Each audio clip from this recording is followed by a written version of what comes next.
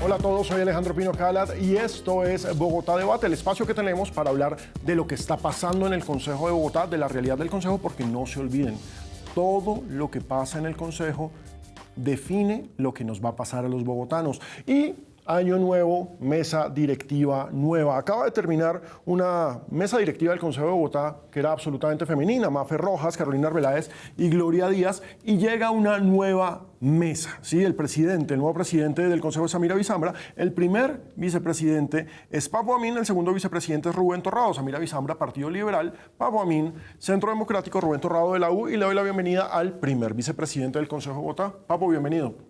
Hombre, buenas tardes a todos aquí en Bogotá. ¿Cómo vamos?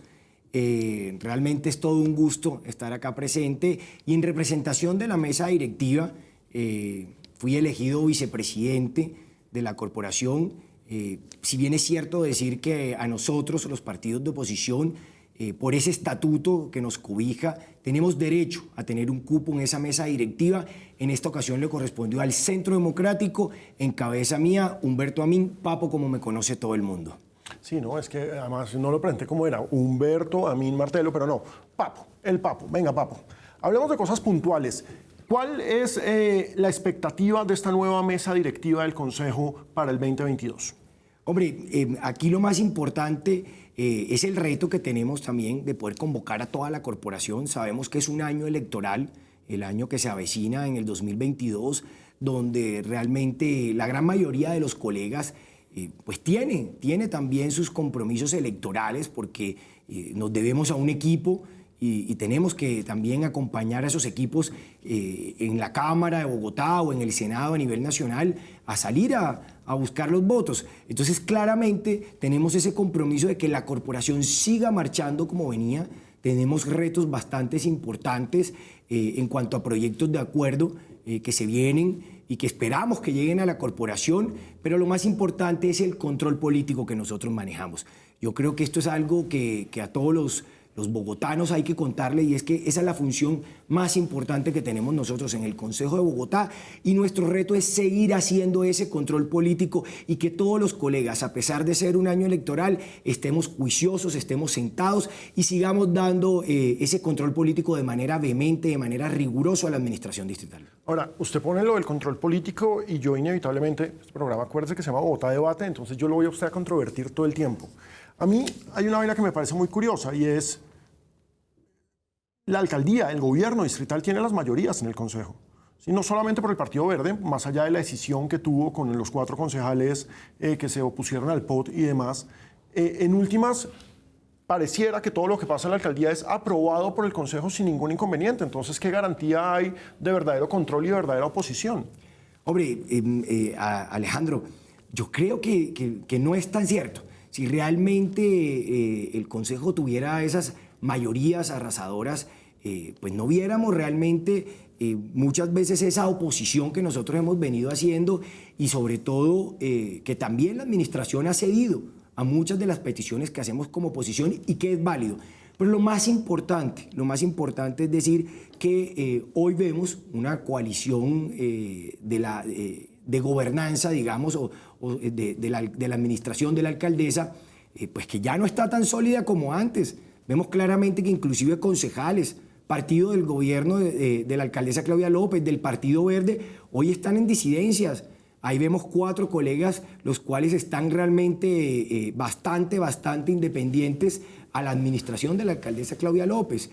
También es importante decir que muchos de los proyectos de la administración se han votado de manera negativa, o al menos desde un gran sector que es esa oposición, y que hoy viene cogiendo buena fuerza. Mira que con la renuncia del colega Galán llega un nuevo integrante a la bancada de Cambio Radical. Con eso se suma un integrante, que es lo que parece indicar, porque llegaría esa curul que tomó el concejal Galán por estatuto de la oposición, la tomaría realmente el partido Cambio Radical, que es partido de oposición igual como lo somos en el Centro Democrático. Entonces, claramente estamos viendo de que en estos momentos está cobrando más fuerza esa oposición. Y también es importante decirle a todos los bogotanos, mire lo que ha pasado con el POT. Con el POT realmente hoy vemos un consejo que está realmente en consenso inclusive bancadas de gobierno que no están de acuerdo a que la alcaldesa Claudia López saque ese POT por decreto. Ahora, el tema del POT terminó llevándose a este extremo en el que incluso, y acá los tuvimos, concejales de bancadas de gobierno, Celio Nieves, del Polo Democrático, dijo acá en este programa que era absolutamente necesario que se retirara el POT, que se planteara y que se discutiera en el Consejo en el 2022. Pero todo esto se da por todas las circunstancias que tuvieron, las recusaciones, ese momento absolutamente extraño en el que recusaron a los 45 concejales, una situación muy particular. Quisiera preguntarle, ¿usted cómo vio el manejo del Consejo con la anterior mesa directiva, con la presidencia, por ejemplo, de Mafe, quien era, por supuesto, bancada de gobierno? ¿Cómo le pareció el manejo de estos temas tan calientes? Hombre, yo creo que el manejo fue bueno, yo creo que se dieron garantías, pero acá hay que decirle también a los bogotanos que realmente el reglamento de nosotros como corporación tiene un vacío, y es que permite que cualquier persona, anónimo como sea, que presente una recusación, pues tiene que ser tramitada. Y esto hace que se dilate en toda esta discusión, como pasó con el proyecto del POT. Aquí hay algo muy importante, Alejandro, y es que también tenemos que mirar las decisiones interpretativas jurídicas que se toman. ¿Por qué? Yo tenía otra teoría. Yo era de una teoría y era, según la ley 489, dice que cuando se presentan estas recusaciones, realmente los términos del POT se suspenden. Pero no fue la teoría acogida por la mesa directiva. La teoría de la mesa directiva fue irse con los 90 días corridos que hay para discutir el POT. ¿Y qué nos llevó a esto? Pues nos llevó a que sencillamente se prestara para toda esta cantidad de artimañas dilatorias, de presentar una cantidad de recusaciones. Nos recusaron a todos los concejales, a todos los de la comisión, y pues claramente no se pudo dar el debate correctamente de este proyecto de acuerdo tan importante. Pero acá lo que sí tenemos que ser muy enfáticos es que sacarlo por decreto sería un grave error para la ciudad.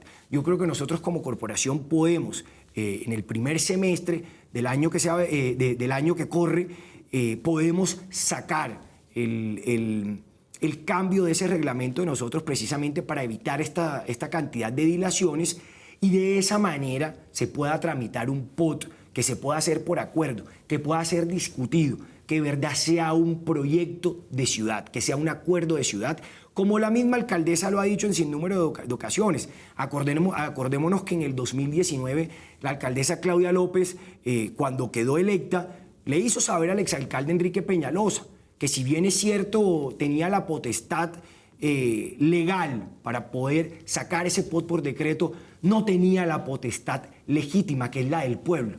Realmente no tenía esa voluntad del pueblo, ese acuerdo de ciudad, como ella misma lo dijo. Entonces ella hoy debería hacer honor a sus palabras y no sacar ese POT por decreto, sino que sea un acuerdo de ciudad.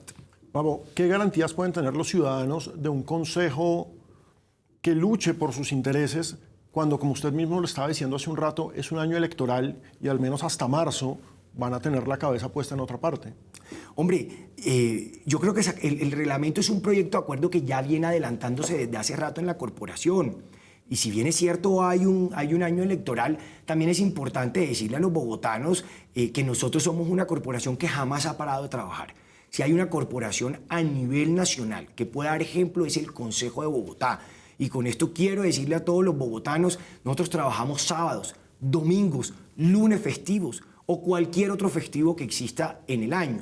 Entonces yo estoy convencido de que la corporación tiene la capacidad de sacar adelante un reglamento que toda la corporación lo quiere, ¿no?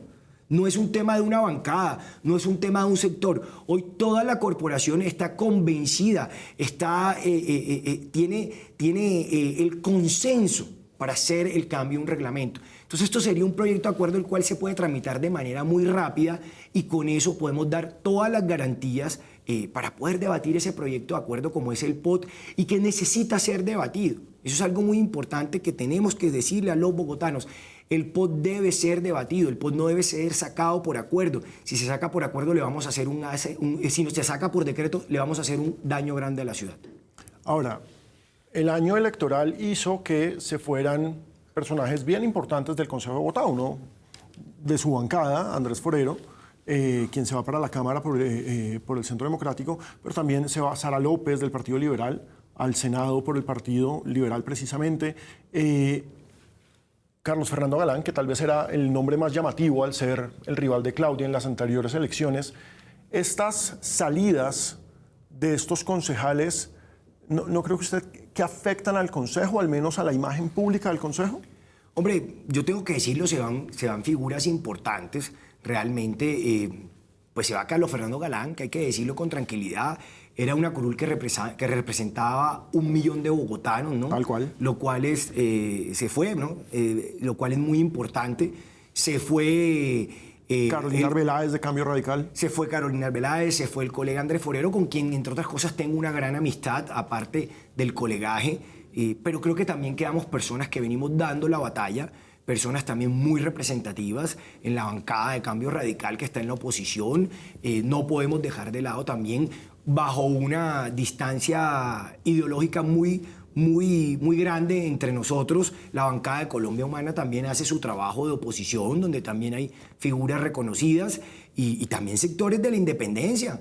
Sectores de la independencia, podemos ver tranquilamente Colombia Justa y Libres, es una bancada que hace su trabajo también riguroso. En fin, yo creo que todas las bancadas en el Consejo somos muy estudiosas. Es también muy importante que los bogotanos sepan que en el Consejo se dan grandes debates y que si uno no llega preparado, pues claramente jamás vamos a poder avanzar como corporación. Todo el mundo siempre llega bien estudiado a un debate y eso nos hace ser rigurosos y me parece muy importante que los que quedemos tratemos de seguir rescatando ese debate que se ha venido largo a los 2 años de este periodo que hemos tenido en el Consejo. Ahora, también con año electoral pasó algo en una de las entidades de control y usted ha sido supremamente crítico con el señor Guillermo Rivera. ¿Sí? Guillermo Rivera se va a manejar campaña en el Partido Verde y me gustaría conocer su posición al respecto. Pues era de esperarse, ¿no? Era de esperarse. Yo he sido muy crítico con la corbata que tenía el veedor. Yo lo digo con tranquilidad. Realmente el veedor lo que tenía ahí era una corbata. Realmente nunca hizo un trabajo riguroso de control. El veedor lo único que hizo fue adular a la alcaldesa, lo cual no está mal. Lo que está mal es que lo haga desde ese cargo, ¿no? Si Guillermo Rivera quiere adular a la alcaldesa es completamente válido. Pero uno no puede utilizar un ente de control como es la veeduría, pues para adular a la alcaldesa, para hacer silencio, para no pronunciarse. Es una entidad que debe pronunciarse y que nunca lo hizo en su momento. Hoy se despide, y se despide precisamente, para ir a atender los compromisos del Partido Verde. No debemos dejar de lado que Guillermo Rivera venía del Partido Liberal, ¿no? Es una persona que militó en el Partido Liberal y hoy desde la veeduría, cercano a la alcaldesa Claudia López, pues sencillamente se va. ¿Y se va para dónde? Para el Partido Verde. Entonces, ¿qué nos demostró? Que realmente él llegó ahí fue a ser una figura decorativa. Venga, Papo, ¿cuáles son los principales retos del Consejo en el 2022? Hombre, yo creo que los retos más importantes que tenemos, como ya lo dije, es tramitar esos proyectos de acuerdo que son lo más importante, como cuál, cambiar el reglamento del Consejo, que realmente vuelvan a llevar ese plan de ordenamiento territorial y que adicionalmente también se pueda discutir ese presupuesto que precisamente este año que pasó no se pudo discutir. Y la alcaldesa tuvo que sacarlo por decreto porque realmente no hubo tiempo por toda esta cantidad de dilaciones. Yo creo que son los 3 retos más importantes que tenemos en el Consejo en cuanto a temas normativos. En cuanto a control político, pues continuar con toda la rigurosidad del caso. Sobre todo es un consejo donde realmente tenemos que darle valoración a todas las opiniones. Para mí hay algo muy importante y es que a ser vicepresidente y por estatuto de la oposición me toca garantizarle a todos esos partidos de oposición, como son la Colombia Humana, como es Cambio Radical, garantizarles realmente esas garantías, que tengan esos espacios. Hoy a nosotros el Estatuto de la Oposición nos abre la posibilidad de que nosotros tengamos, por cada periodo de sesiones ordinarias, tengamos debates, tanto en las comisiones como en la plenaria. Se han llamado debates de la oposición. Yo tengo que dar esas garantías. Adicionalmente tenemos también que entregar ya el nuevo edificio que se construye en la corporación, lo cual creo que va a ser muy importante para el trabajo de todos los funcionarios Me parece que vamos a poder desarrollar mejor nuestra actividad, tanto normativa como de control político. ¿Por qué? Porque tendremos salones donde podemos sesionar de manera conjunta. Nosotros hoy venimos teniendo en mora eso, porque solo tenemos un salón donde poder sesionar. Entonces, si se cita una comisión, no se puede citar otra. Pero si tenemos ya varios salones, podemos sesionar de manera conjunta y esto va a hacer que el trabajo de la corporación sea todavía de un rendimiento más alto. Vamos, para aclararle a la gente que nos está viendo en estos momentos, partidos de gobierno, el Partido Verde y el Polo. En oposición están Centro Democrático, Colombia Humana y Cambio Radical, a quien, como usted nos contaba ahora, se le suma un nuevo concejal porque con la salida de Galán llega alguien de oposición y llega alguien de Cambio Radical. El nuevo liberalismo, liberales, Colombia Justa están en independientes. ¿Correcto? ¿Me faltó alguno? No. Partido Mira también. El Mira, por supuesto, el Mira. La U, no sé si ya... No, claro, la U también está en independencia. Exactamente, sí, que Rubén Torrado, que es su compañero de mesa directiva, él hace parte de la U. Y el Partido Conservador también está en independencia. En independencia está el Conservador. Claro que sí. Perfecto. Esa es la organización del Consejo de Bogotá para el 2022, un año electoral con muchas complicaciones para los concejales y con muchos retos. Y ya vamos a hablar con el vicepresidente del Consejo sobre puntos específicos. ¿Qué viene en movilidad? ¿Qué viene en seguridad? ¿Qué propuestas y qué debates hay? Ya regresamos aquí en Bogotá Debate.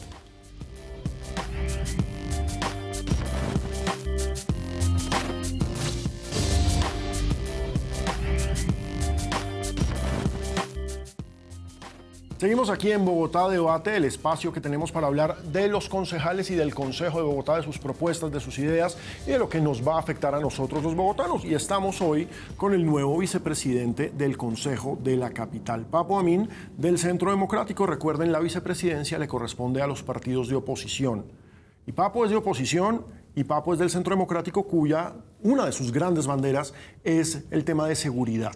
Y le quiero preguntar, ¿usted cómo ve en estos momentos la situación de la seguridad en la ciudad y qué propuestas tendría para este 2022? Gravísimo, Alejandro. Yo creo que el tema de seguridad es un tema que nos aqueja a todos los bogotanos. Yo creo que todos tenemos hoy el miedo de salir a la calle y que se nos vaya a robar el celular, que nos vayan a atracar, que nos vayan a hacer algo. Realmente, inclusive he tenido personas dentro de mi equipo de trabajo que han salido a la calle con tranquilidad y han sido hurtadas, conocidos en diferentes partes. Y sabemos que la situación de seguridad se salió de las manos de la alcaldesa. Aquí es importante decir, y es que la administración no le ha apostado al tema de la seguridad. Sabemos que el anterior secretario de Seguridad, el doctor Hugo Acero, tenía de pronto unos buenos ideales, pero no supo materializarlos. Y hoy vemos a un secretario de Seguridad como es el doctor Aníbal, realmente inane, donde no le vemos resultados, donde no vemos ni siquiera una puesta en escena para que se mejore la seguridad de toda la ciudad. Aquí hay un tema fundamental y es decirlo. El año pasado cerramos con un debate de la oposición en el cual arrancó la bancada de Cambio Radical y continuamos nosotros la bancada del Centro Democrático, donde el tema central va a ser la seguridad. Esperamos realmente que este debate sea todo un éxito. Aún no tenemos la fecha exacta de cuándo va a ser programado, pero esperamos abrir después de este 11 de enero que arrancamos nuevamente sesiones, esperamos abrir con ese debate la primera plenaria, ¿no? ¿Y qué queremos? Realmente demostrarle al secretario de Seguridad la cantidad de falencias que hay ahora mismo en materia de seguridad en Bogotá. Realmente vemos todo lo que ha pasado con el Portal de las Américas, lo que ha pasado en Usme, lo que ha pasado en Suba, lo que pasa a diario en toda la ciudad.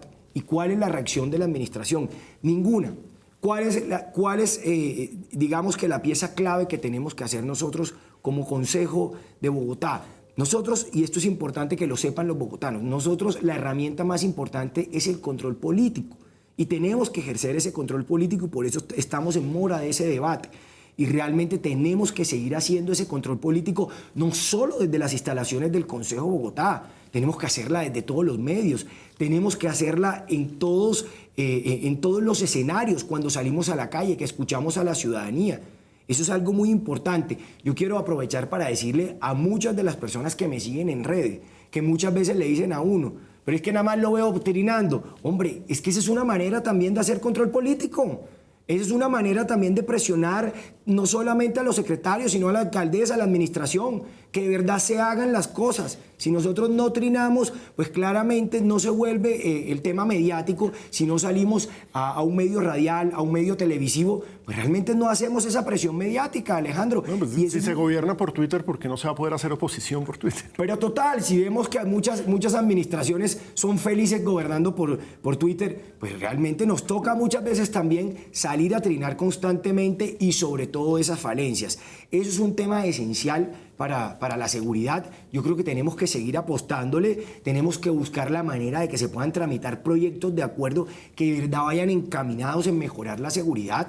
A mí se me hace fácil decirle a los bogotanos que desde la bancada del Centro Democrático sacamos un proyecto de acuerdo donde se busca integrar todas esas cámaras que existen en Bogotá con el C4 para que realmente exista mayor vigilancia. Tenemos que seguirle apostando a la seguridad, pero se los digo con toda tranquilidad, Alejandro, y a toda la audiencia que nos esté viendo en estos momentos. Yo les digo, Papo Amín seguirá trinando y seguirá sacando todos los hechos de inseguridad que vemos a diario en Bogotá. Ahora, Papo, la respuesta ha sido, de todas formas, de cierta forma, dándole gusto a peticiones del Centro Democrático. Tenemos 1000 nuevos policías, tenemos policía militar, porque ese ha sido uno de los grandes debates, incluso desde el otro sector de la oposición, desde el sector de izquierda, porque llegó el ejército a patrullar las calles. Entonces, pues esa ha sido la respuesta de la alcaldía. A ver, Alejandro, yo te cuento una cosa. Yo quiero ser muy franco. Realmente aquí la pelea se la ha dado el gobierno nacional. Tenemos que recordar que toda esa cantidad de policía nueva que ha llegado ha sido gestionada por el nivel nacional. La alcaldesa ha colaborado, pero ha colaborado muy poco y a regañadiente. Tenemos que ser francos, es que la alcaldesa no se ha cansado de atacar a la institución. ¿Y a quiénes le tocamos la puerta a los bogotanos cuando realmente nos pasa algún problema de inseguridad? A la policía. Y sabemos que es una entidad, sabemos que es una institución a la que debemos mejorar. La policía hay que mejorarla y de hecho se aprobó un proyecto de ley que busca mejorar la institución, pero no atacarla. Es que si nosotros la atacamos o si la dejamos sin pie, como lo ha hecho la alcaldesa, pues claramente vamos a encontrar una institución desmotivada que no va a querer cuidar con ganas a los bogotanos. No tiene el respaldo de la primera mandataria de los bogotanos. Yo quiero recordar que la alcaldesa habló de que la policía realmente había cometido masacres en Bogotá. ¿Masacres? Hombre, yo creo que eso es una palabra demasiado grande para golpear a una institución. Y más cuando estamos hablando de unos informes que fueron presentados por un candidato al Congreso de la República. No hay derecho que realmente un candidato que aspira por el nuevo liberalismo, como lo es el doctor Carlos Negret, saque un comunicado diciendo que en Bogotá hubo masacres y la alcaldesa se preste para eso y salga a los medios a decir que en Bogotá hubo masacres. Yo creo que eso es actuar con ligereza sobre una institución como es la policía. A la policía debemos respaldarla, debemos respetarla, debemos fortalecerla, pero no abandonarla como lo ha hecho la administración distrital. Pero, Papo, el informe estaba respaldado por Naciones Unidas y la verdad es que las imágenes las vimos todos. Vimos las situaciones de uniformados disparando, vimos las situaciones de uniformados arrastrando, llevándose jóvenes. A ver, aquí también es importante decir, vimos las imágenes también de cómo vandalizaban CAIS. Vimos también las imágenes cómo los policías los atacaban con machetes. Vimos realmente una policía amedrentada por una ciudadanía que realmente llegó a un punto de hacer actos terroríficos, porque fueron actos terroríficos y de amedrentar a la institución. Y la institución sin poder actuar. ¿Y por qué sin poder actuar? Porque claramente le caen todas esas instituciones de derechos humanos que no los dejan realmente poder disuadir como se debería todo ese desorden de orden público, ¿no? Pero ¿qué es lo más importante acá? O sea, que quien saca ese informe, por más que sea de las Naciones Unidas, es un consultor, no es una institución del Estado, no fue la Fiscalía, no fue la Procuraduría, fue un consultor externo, una persona que estamos viendo que está aspirando a una lista de Congreso. Estamos viendo una persona que realmente tiene todas las ganas de ser congresista, de ser senador de la República. Y creo que lo va a hacer porque está en una lista cerrada en el nuevo liberalismo. Entonces, a mí me parece realmente muy llamativo que el día que se fueron a inscribir la lista, la alcaldesa salga con este informe al lado del doctor Carlos Negret. Hombre, yo creo que esa no es la manera de trasladar un mensaje a la ciudadanía. Realmente era un informe que habría que mirar y detallar más a fondo, dejar que realmente la Fiscalía y la Procuraduría hagan sus respectivas investigaciones y que podamos saber qué fue lo que realmente pasó. Pero no podemos darle credibilidad a una persona que no es independiente, que tiene unos intereses políticos. Y eso es clarísimo. Entonces yo no le puedo dar credibilidad a ese informe. Es decir, usted desecha un informe que dice que entre Bogotá y Soacha la policía tuvo la responsabilidad en la muerte de 14 personas. Yo tendría que entrar a analizarlo con mucho más detenimiento, que realmente los investigaran las instituciones, que para eso está la Fiscalía, para eso está la Procuraduría, que tomaran realmente las investigaciones a fondo y que realmente si hay algún tipo de culpabilidad por parte de la institución, que sea sancionado. Porque nosotros no es que estemos a favor de que la policía cometa cualquier tipo de abuso, no. Si la policía comete abusos, tienen que ser sancionados. Pero no podemos irnos de luces y estar atacando constantemente a una institución que hoy a todos los bogotanos nos cuida. Pero, Papo, desde su partido, que es el Partido de Gobierno Nacional, nunca se toma la posición de cuestionar a la policía, siempre se toma la posición de estar a favor de la policía. Es más, la imagen recurrente y que muy seguramente alguien va a utilizar es al presidente con la chaqueta de la Policía Nacional. Lo que pasa es que uno puede cuestionar a una institución de qué manera, de que de verdad lo hagan las instituciones, con las investigaciones correctamente, que se haga todo ese trabajo por parte de la Fiscalía, de los jueces.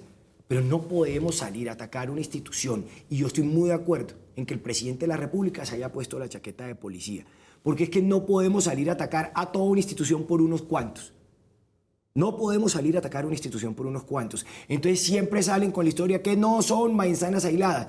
Pero venga, ¿toda la policía es mala? ¿Toda la institución es mala? Es que si una institución como la policía fuera mala, realmente no tuviéramos orden público.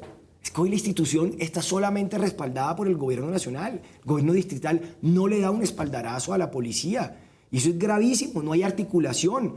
A mí me llama mucho la atención cómo la alcaldesa sale muchas veces a decir que es que eso de que la Constitución le da la facultad a ella de ser la primera jefa de policía, que eso es una mentira, que eso es una ficción. Eso no es real. Uno no puede decir que lo que está en la Constitución es una ficción. Es que la policía no puede actuar sin el consentimiento de ella. Lo que pasa es que si no hay una persona que ni siquiera toma decisiones, pues la policía tampoco puede dejar que a nosotros nos hagan daño. Pero ese es el problema que estamos viviendo en Bogotá. Y ese es el principal problema de la inseguridad. Una falta de coordinación entre la administración distrital, entre la alcaldesa, que es quien toma las decisiones, y una institución que se siente acorralada por los bandidos y que no recibe ningún tipo de apoyo por parte del gobierno distrital, que tiene que salir a tocar las puertas a nivel del gobierno nacional para poderse sentir respaldada. Muy grave lo que estamos viviendo. Desde su punto de vista, ¿cuál sería el primer paso para empezar a recuperar la seguridad en Bogotá? Yo creo que el primer paso que debemos hacer para recuperar esa seguridad en Bogotá es autoridad, es hacer presencia. No es realmente ausentarse de esos territorios. Vea lo que pasó en el Portal de las Américas. La alcaldesa salió a los medios a decir que no pasaba nada en el Portal de las Américas cuando realmente ahí estaba pasando de todo. Dijo, ya eso lo recuperamos, eso ahí no ha pasado nada. Si no tenemos una administración que reconoce esas falencias, como el tema de seguridad, estamos gravísimos. Y no vemos una administración que reconoce esas falencias. Realmente vemos una administración que está disfrazando lo que sucede realmente con las cifras de seguridad que están completamente disparadas en Bogotá. Entonces, ahí es donde primero tenemos que empezar. Reconocer el problema, realmente aportarle a una institución como la policía, trabajar en coordinación, no pelear con el gobierno nacional. Es que esto no es un tema de partido, es un tema de la seguridad de los bogotanos. Entonces, no podemos seguir viendo a una alcaldesa que trata de hacer choque con el presidente de la República simplemente para generar opinión. No, es que la seguridad no es un tema de un partido o de otro. Es que tienen que sentarse los dos a trabajar y a construir proyectos de ciudad que puedan generar seguridad, ¿Cómo qué?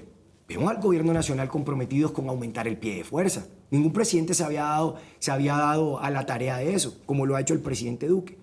Y la alcaldesa ni siquiera aplaude ese reconocimiento al gobierno nacional. Entonces a mí sí me parece muy importante que partamos de esa base, de trabajar en coordinación entre gobierno nacional y gobierno distrital para poder mejorar la seguridad de los bogotanos. Le voy a cambiar de frente y lo voy a poner en el plano de la nueva realidad de Bogotá región, ¿sí? De nuestra integración con Cundinamarca y con los municipios satélites. ¿Cómo ve usted que se ha avanzado en esto y cuál cree que es el paso a seguir? Hombre, en esto se ha avanzado, se ha aprobado todo en el Congreso de la República y a mí me parece bien. A mí me parece bien que dejemos de ver Bogotá como una ciudad y que la integremos en una región, porque muchas personas de Bogotá viven a las afueras de Bogotá y eso es válido. Pero a mí lo que me llama la atención es que la alcaldesa, que precisamente habla mucho del tema de Bogotá región, va y nos castiga con la Lo Norte. Por ponerle un ejemplo, Alejandro, no quiere que dentro del pote esté la Lo Norte, cuando ya tenemos unos predios, que lo que buscamos es descongestionar Bogotá. Yo creo que eso es algo a lo que tenemos que apostarle, a buscar y tener proyectos a largo plazo, donde podamos descongestionar todos los ingresos y salidas de Bogotá, que de verdad le garanticemos esa accesibilidad a los bogotanos. Es que es muy duro. Si uno toma la autopista hoy y va a entrar uno a Bogotá, ¿cuánto demora en un trancón? ¿Cuánto demoramos en un trancón? Hoy la movilidad está también gravísima en Bogotá. Entonces yo creo que debemos partir por tratar de solucionar eso, por buscar la manera también de integrar esos suelos con los territorios fuera de Bogotá, de disminuir las cargas, y eso se ha buscado también en el POT, porque realmente Bogotá no se va a volver atractiva y todo el mundo se va a ir hacia las afueras de Bogotá. Entonces busquemos también cómo integrar y no cómo realmente que la gente no tenga ganas de estar en Bogotá, porque si la gente se va afuera con problemas de movilidad, no va ni siquiera a querer regresar a Bogotá. Ya vamos a entrar en movilidad porque usted me da pie para un tema que a mí me parece supremamente interesante y es la Lo Norte. La Lo Norte, el Centro Democrático Cambio Radical, algunos sectores, algunos concejales del liberalismo y del nuevo liberalismo defienden la propuesta del mismo Partido Verde de la alcaldesa. Sí, claro, Lucía Bastidas, por ejemplo, está defendiendo esa propuesta, pero también hay unas justificaciones ambientales para explicar el por qué no. ¿Qué opina usted de esos argumentos ambientales? Porque inevitablemente, y acá voy a poner el ejemplo para que los televidentes nos entiendan, una de las preocupaciones es la incidencia que va a tener si se construye por encima, igual vas a tener que meter concreto y afectar el sector de humedal. La otra preocupación está en que una vez se construya la Lo Norte, eso va a llamar a la construcción de vivienda, porque vamos a empezar a tener, si hay vías, va a haber construcción y ahí ya vamos a tener problemas con los humedales. Entonces, ¿por qué la Lo Norte sí? Hombre, muy sencillo. A ver, yo quiero decirte una cosa, Alejandro, y a toda la audiencia. Realmente es una vía que ya se adquirieron todos los predios. Y da mucho dolor que realmente eso termine convertido ahí en un parque, pues, para montar bicicleta o cualquier otra cosa, y que realmente no se utilice para lo que realmente se adquirieron esos predios, que es para descongestionar el norte de la ciudad. Bueno, de pronto también obviamente podremos contar en esa Lo Norte con unos buenos carriles para bicicletas, ¿no? Yo soy pro bicicleta también, a pesar de que la seguridad no ayuda mucho. Pero voy al tema ambiental. Cuando hablamos del tema ambiental, yo le voy a decir una cosa. Yo no conozco mucho sobre el tema ambiental, porque la verdad no es un fuerte. Ni tampoco conozco mucho sobre el tema de ingeniería, porque soy abogado. Pero sí quiero decirle a todos los ciudadanos que hemos visto a nivel mundial una cantidad de megaobras con unas infraestructuras donde realmente se han atravesado vías por debajo de océanos, y que nosotros no podamos construir una vía sobre un humedal, que no tengamos la tecnología o que no nos demos la pelea por buscar, por medio de esos avances de la infraestructura, cuál sería la mejor decisión para poder atravesar esos humedales. Yo creo que realmente la mente se nos quedó corta, Alejandro. O sea, hemos visto en Europa, en Estados Unidos, en muchos países, grandes autopistas. Por poner un ejemplo, vemos cómo en Estados Unidos atraviesan vías para poder llegar a los Cayos, por el mar. Vemos cómo se unieron dos continentes en Europa. Y que nosotros no tengamos la capacidad para hacer una obra de ingeniería con toda la tecnología que se requiera, sin que afectemos esos humedales, yo creo que estamos en nada. Realmente estamos completamente quedados. O sea, nosotros no podemos quedarnos en eso.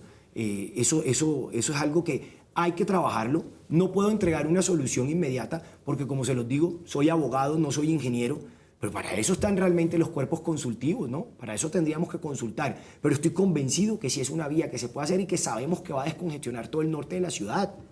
Es que se van a beneficiar más de 500.000 personas que viven en el norte de la ciudad. Entonces condenamos a 500.000 personas por humedal, pero acá también se han hecho vías por otros humedales y hemos buscado la manera de cuidarlos. En cuanto al tema de los desarrollos que se vayan a hacer de infraestructura, de edificios, de viviendas, pues habría que mirar cómo están los permisos en ese momento de esa zona. Se pueden restringir para que realmente no se construya, pero que sí se pueda descongestionar el norte de Bogotá.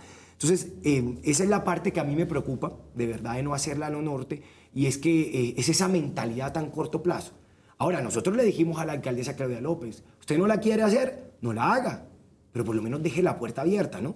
Deje la puerta abierta por si llega un próximo alcalde que de verdad quiera darse esa pela, que de verdad quiera darle ese beneficio a Bogotá e intentar hacer una vía tan importante para descongestionar el norte de la ciudad con todos los avances tecnológicos que se necesiten. O sea, yo estoy convencido que eso se puede lograr y que nosotros no nos podemos quedar en el discurso ambientalista, que es completamente válido, ¿no?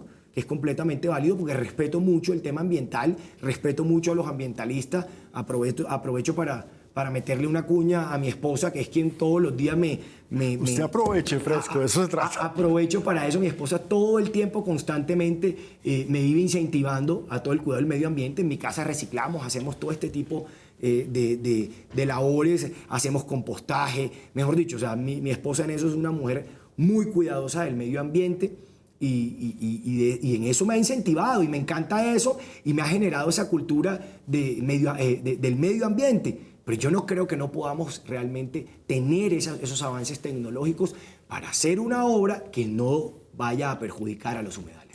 Ahora, Papo, ya que nos metimos en el tema de movilidad, ¿cuál sería la solución para el serio problema? Porque si se vio en diciembre la crisis, o sea, todos los diciembres son duros, pero este diciembre en particular creo que el tráfico fue peor que nunca.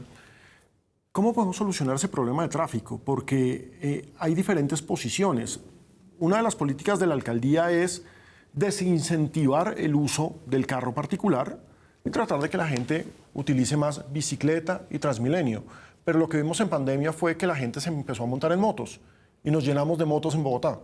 Estamos llenos de motos en Bogotá y se han disparado los accidentes de las personas que manejan motocicleta. Entonces, ¿cómo podemos empezar a solucionar el problema de movilidad de Bogotá? A ver, Alejandro, yo te quiero hacer una pregunta y ojalá se la puedan responder todos los que nos ven. ¿A ti te da miedo salir en bicicleta? En ciertos sectores sí. Entonces, mira, yo creo que montar bicicleta hoy en Bogotá se volvió un deporte de alto riesgo, ¿no? Y no precisamente porque la gente no quiera montar bicicleta. Es que la alcaldesa quiere bajar a la gente del carro. La alcaldesa quiere que la gente se monte en bicicleta porque Bogotá es la capital mundial de la bici. Y chévere, de verdad que buenísimo. Pero, ¿cuántas personas han sufrido problemas delincuenciales por culpa de un robo de una bicicleta? ¿Qué pasa con la seguridad en Bogotá?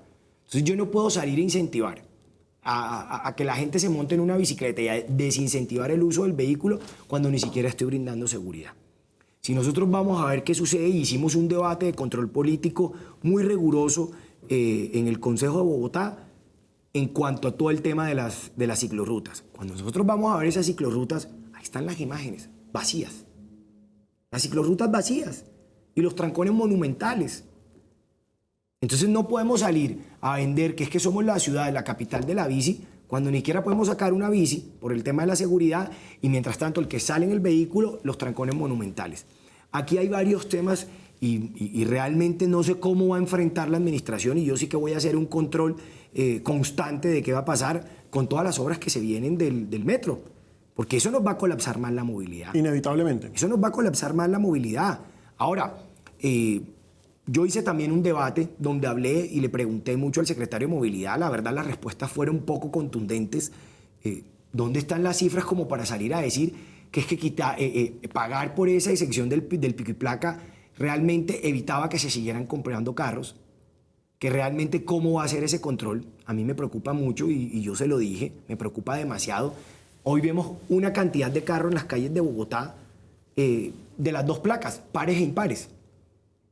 Sea día par o sea día impar. ¿Cómo controlamos que realmente ese carro o sí pagó una exención de pico y placa o realmente está por ahí volado? Dicen que si uno lleva 3 personas en el carro, también le hice la pregunta al secretario de Movilidad, que ya simplemente uno las inscribe y uno puede ir en el carro. ¿Y cómo sabemos que la persona no lleva 3 dummies ahí inflados en el carro pues, y va volándose del pico y placa? Es que, ¿cómo controlamos? ¿Cómo controlamos? Entonces sacamos unas medidas y ¿dónde están los controles? Y yo se los hice ver al secretario de Movilidad en un debate. ¿Y cuál es la respuesta? Ninguna. No hay respuestas por parte de la administración. O sea, tenemos que pensar a ver cómo va a ser el tema del pico y placa. A mí me parece que el pico y placa debería mantenerse como estaba para que realmente no salgan todos los carros. Hoy sal después de las 3 de la tarde y te vas a dar cuenta que puede ser día impar o par y hay placas de las 2 en las calles. Y no sabemos realmente quién está pagando esas exenciones o quién está por ahí simplemente de arbitrario en su carro. Además de eso, sumemos un tema adicional, el tema de las motos. ¿Cuántas motos hay en Bogotá? Yo creo que ya es hora de empezar a analizar ese tema de las motos. Mirar a ver si también hay que colocarles algún tipo de medida de restricción, ¿no? Hay que empezar a mirar ese tema de las motos, cómo está. Yo realmente no lo he estudiado a fondo, pero sí sería muy interesante. Y sabes que me acabas de dar una idea, voy a empezar a chequear porque de pronto sí ameritaría un debate. Además, para el tema de la seguridad, ¿no? Lo pedimos muchas veces, que se acabara ese parrillero de las motos, porque es que ahí es donde también están cometiendo las fechorías. Entonces, aquí hay muchas medidas que realmente vemos. La Secretaría de Movilidad no puede decir que no tengan buenas intenciones, es posible que tengan buenas intenciones, pero ¿y dónde están los resultados? Adicionalmente, el estado de la malla vial de Bogotá está muy deteriorada. Entonces, si tenemos una malla vial deteriorada, pues claramente no vamos a tener un flujo vehicular que mueva con tranquilidad. Pero digamos que la alcaldía responde haciéndole una apuesta a tapar huecos en este periodo de vacaciones, en este periodo decembrino. Hizo una apuesta supremamente agresiva, de tapar más de 50.000 huecos. Pues esperemos a ver que realmente se den los resultados. Yo todavía no confío mucho. Siempre escuchamos de que van a tapar huecos, pero en Bogotá vemos más huecos y más huecos. Tengo entendido que de malla vial también se han pedido más recursos para poder apostarle a eso, pero no. Y cuando realmente le preguntamos a la alcaldesa, ¿qué pasa con la malla vial? Dice, los rines de tu lujoso carro pueden esperar. Gravísimo, gravísimo, Alejandro. Entonces, ¿cuáles son las prioridades en Bogotá? ¿Cuáles son las prioridades? Si no le damos prioridad a la seguridad, no le damos prioridad a la movilidad, no le damos prioridad. Entonces, ¿a qué le estamos dando prioridad? Yo sí quisiera que la alcaldesa nos dijera cuáles son las prioridades de esta administración, porque así respondió. Los rines de tu lujoso carro pueden esperar.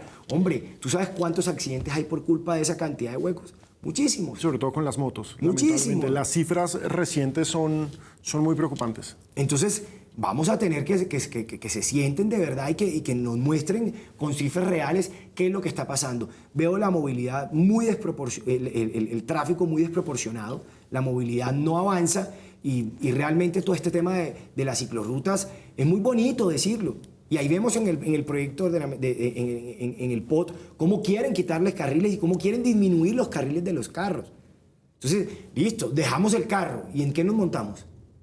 En bicicleta, nos roban. Si nos montamos en Transmilenio, no da abasto. No hay cómo movilizarnos más en Bogotá, es gravísimo. Entonces ella habla de una ciudad de que quiere hacer la ciudad de los 15 minutos. ¿Y de 15 minutos de dónde? Pues, o sea, eso es muy difícil lograrlo. Y yo creo que no se están dando las salidas correctas y yo creo que ese tema de las ciclorrutas estuvo muy mal preparado. Lo saco del tema para ir a otro frente y es el de la reactivación económica. Estamos aún en pandemia, no hemos salido de ella, pero venimos de un periodo supremamente grave para la economía de la ciudad, para los negocios locales, para el sector gastronómico en particular. Fue absolutamente dura la pandemia. Se han tomado algunas medidas, el Plan Marshall y demás. Desde el Consejo y desde su posición ahora como vicepresidente del Consejo, ¿qué se puede hacer para mejorar la economía capitalina? Hombre, yo creo que para mejorar la economía de todos los capitalinos hay que buscar la manera de aportar recursos también por parte del distrito, ¿no? Yo creo que debemos buscar esos capitales semillas donde la gente pueda de verdad emprender, porque es que a eso es lo que debemos apostarle. Yo estoy muy en contra de esos discursos populistas donde debemos llenar de subsidios y darle plata a todo el mundo, porque con eso no vamos a llegar a nada. Realmente lo que debemos tratar de buscar es generar capitales semillas donde podamos darle recursos a esos emprendedores, a esas personas que quieren generar algún tipo de empresa y que de verdad puedan generar empleo, porque ellos son los que generan empleo. Entonces yo creo que desde ahí se puede apostarle a eso. Y quiero decir algo ahondando en este tema. Yo tengo un proyecto de acuerdo que cursa primer debate y que va para segundo debate, donde realmente buscamos la manera de que se pueda facilitar el acceso a todos los medios financieros para los capitalinos. Muy importante decirle, los capitalinos a veces no saben que pueden acceder a un crédito. Estamos hablando de una democratización financiera. Más o menos, es más o menos decir eso, que de verdad la gente pueda tener acceso a esos créditos, que la gente de verdad pueda también acceder a una tarjeta de crédito, que la gente pueda acceder a todos esos recursos financieros y que sobre todo sepan utilizarlos, ¿no? Porque muchas veces tenemos y hasta sabemos que están ahí, pero no sabemos utilizarlos. Yo creo que eso es algo bien importante y sobre todo, que se pueda, por parte de la administración distrital, buscar la manera de gestionar recursos, así sea con el gobierno nacional o de pronto mirar con qué organismos a nivel internacional, pero que se pueda de verdad aportar a capitales semillas, que la gente pueda crear empresas. Es que ahí es donde está el futuro de la economía y para reactivarnos. Mira lo que tú decías, cuántas personas acabaron ahorita en pandemia, el gremio de los restaurantes, de los gastrobares que tanto, sí, fue terrible, que tanto sufrieron. Hombre, hay que echarles una mano. Hay que buscar la manera de echarles una mano. También es importante decirle a los bogotanos que no solo Bogotá, sino Colombia ha sido los países que más rápido se han reactivado en la economía en cuanto a la pandemia. También quiero aprovechar para meter una cuña del gobierno nacional, y es que el plan de vacunación ha sido un éxito. Y vimos a la alcaldesa Claudia López decir que el año 2022 no sería el año de la vacunación masiva. Y ahí están las cifras que hablan por sí solas. Las cifras hablan por sí solas. Gracias a la vacunación masiva del gobierno del presidente Duque, pudimos reactivar la economía. A eso le apostamos y creo que fue un muy buen resultado, y eso hay que reconocérselo al gobierno nacional. Ahora, Papo, para la reactivación siempre se ha dicho que la base de la economía son los pequeños y medianos empresarios. ¿Sí? Es decir, es el punto inicial para la creación de capital, para la generación de empleo, para la reactivación económica. Pero resulta que hay un montón de trámites y en general me pasa, porque con Publimetro hemos respaldado un montón de proyectos de capacitación de emprendedores. Muchos emprendedores, sobre todo los más jóvenes, tienen miedo de la legalización, de empezar a pagar impuestos, de llegar a chocarse con eso, porque además lo ven como unos trámites enormes. ¿Qué les podemos decir a ellos para que entren en el mundo de la legalidad? Yo recuerdo que hay un proyecto de acuerdo que cursa, no sé y podría de pronto pecar si ya es acuerdo de ciudad, pero si no, hay un proyecto de cursa que dejó precisamente el saliente colega Carlos Fernando Galán, que es un proyecto en el cual me llamó mucho la atención porque yo le aposté también mucho a eso, y es reducir toda esa cantidad de trámites. Ese es un proyecto que cursa, que va a salir, que va a ser acuerdo de ciudad, que me parece muy importante para todos los bogotanos porque realmente van a poder reducir toda esa tramitología que hoy existe. Pero mira, voy a decirte una cosa, ya que tocas un tema importante, y es el tema de los impuestos. Alejandro, mira, yo recuerdo cuando sacamos adelante el Plan Marshall. Cuando sacamos adelante el Plan Marshall, una de las cosas que se le dijo a la alcaldesa es: hombre, alcaldesa, ¿cómo vamos a subir el ICA en Bogotá? Hoy Bogotá tiene el ICA más alto de todo Colombia. Sí. ¿Y con eso qué estamos haciendo? Que la gente se vaya. Entonces mira que realmente es una administración que no quiere apostarle al empresario. No quiere apostarle al empresario. Entonces, ¿a qué le apostamos? Al vendedor informal. No, lo que tenemos que tratar es de que esos informales vuelvan, lleguen a la formalidad realmente. Eso a mí me parece muy importante, y que podamos ofrecerle ¿qué? Mejores condiciones. Que al mediano y al gran empresario también ofrecerles condiciones para que trabajen un poco mejor. Hoy vemos un salario mínimo más alto. Entonces, ¿cómo ayudamos para que ese empresario, para que realmente ese salario que está más alto no golpee al empresario? Pues bajarle un poco las cargas tributarias, ¿no? Yo creo que es la manera como podemos hacer una equivalencia. Ganan más los ciudadanos y así el empresario también descansa un poco. Es que eso es un gran error y yo se lo digo a toda la audiencia. El gran error que tenemos en Colombia, muchas personas, no me incluyo, pero que muchas personas lo tienen, es hay que quitarle al empresario, hay que quitarle al rico para de pronto darle al pobre. No, hay que buscar cómo fortalecemos a ese empresario porque ese es el que genera empleo. Ese es el que está generando empleo. Ese es el que realmente nos va a ayudar. Yo escuchaba una entrevista que hizo una periodista con Luis Carlos Sarmiento Angulo. Dice que genera más o menos unos 100.000 empleos directos en Colombia. Hombre, qué maravilla. ¿Cómo criticamos eso? Si genera 100.000 empleos. ¿Usted sabe cuántas familias viven cuando hablamos de 100.000 empleos directos? Eso es una maravilla. Eso es una maravilla y eso es lo que tenemos. Ojalá tuviéramos muchos Luis Carlos Sarmiento Angulo en Colombia. Pues, entonces, sí deberíamos es pensar en incentivar a la parte privada y de qué manera, pues tratar de bajar esos impuestos un poco, mirar cómo se pueden minimizar, apoyarlos, por eso hablaba de los capitales semilla, buscar la manera que realmente la gente tenga acceso para montar su empresa y ojalá todo el que monte su empresa sea exitoso. Yo sí le digo a todo el que monta, además de que son personas de admirar, ¿no? Quien hace empresa en Colombia es de admirar. ¿Cuántos impuestos pagan? ¿Cuánto vale mantener a un empleado? Entonces yo digo, eso es de admirar, apoyémoslo, no vayamos a destruir ese tejido de economía privada que tanto le aporta a nuestra economía. Papo, otro de los sectores económicos fundamentales para la ciudad y para cualquier ciudad del mundo es el turismo. Por supuesto, con pandemia esto se cayó y esto inevitablemente afectó la economía nacional y sé que tenemos poquito tiempo, pero se lo voy a plantear corto. El Instituto de Turismo, ¿qué podemos hacer para ahora que estamos, entre comillas, saliendo, ojalá así sea, de la pandemia, reactivar ese sector?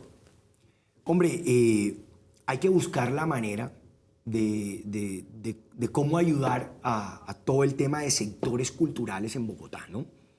Esa fue otra pelea que nos dimos también, me acuerdo, cuando el Plan Marshall, si no recuerdo, tratar de ayudar a todos esos sectores del teatro. Bogotá ha sido la capital del teatro. Miremos cómo reactivamos esa parte, cómo buscamos también hacer eventos en Bogotá que llamen la atención al turista. Bogotá es una ciudad de las pocas de Latinoamérica que realmente goza de una buena gastronomía, ¿no? Bogotá tiene una buena mesa. Nosotros no nos podemos quejar ante países como Perú o como México. Nosotros tenemos muy buena mesa. Yo creo que habría que buscar la manera de incentivar por ahí el turismo, ¿no? Bogotá tiene cosas muy hermosas. Yo quiero decirle a los bogotanos que uno va a muchas de las capitales de América y realmente no lo cautivan tanto a uno como estar en la Plaza de Bolívar. Eso es hermoso. Yo creo que podemos salir a vender el turismo. Tenemos que preparar también a los colombianos para el turismo y a los bogotanos.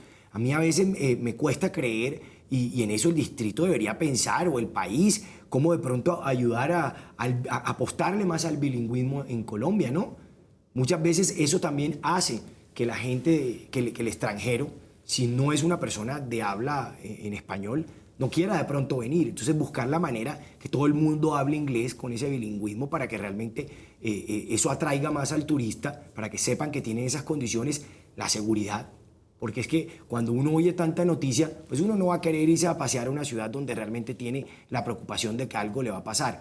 Pero sobre todo activar esa parte cultural, tratar de recuperar ese centro de Bogotá que es tan hermoso, apostarle a eso y a todo el tema teatral y al tema gastronómico. Yo estoy seguro que en el tema gastronómico podemos hacer grandes cosas a nivel mundial. Yo estoy también seguro de eso. Nuestra gastronomía es tremenda. Papo Amin, muchísimas gracias por estar aquí en Bogotá Debate. Alejandro, gracias por la invitación a toda la audiencia. Espero que me vuelvan a invitar. Quiero decirles de corazón que en el Consejo las puertas de mi oficina están abiertas. Hoy no soy el concejal de los que votaron por Papo Amin. Hoy soy el concejal de todos los bogotanos. Soy el vicepresidente de la corporación. Bienvenidos, lo que necesiten. De verdad que lo recibo con los brazos abiertos. Nos vemos acá el próximo jueves en Bogotá Debate para hablar de los temas de Bogotá. Hasta luego.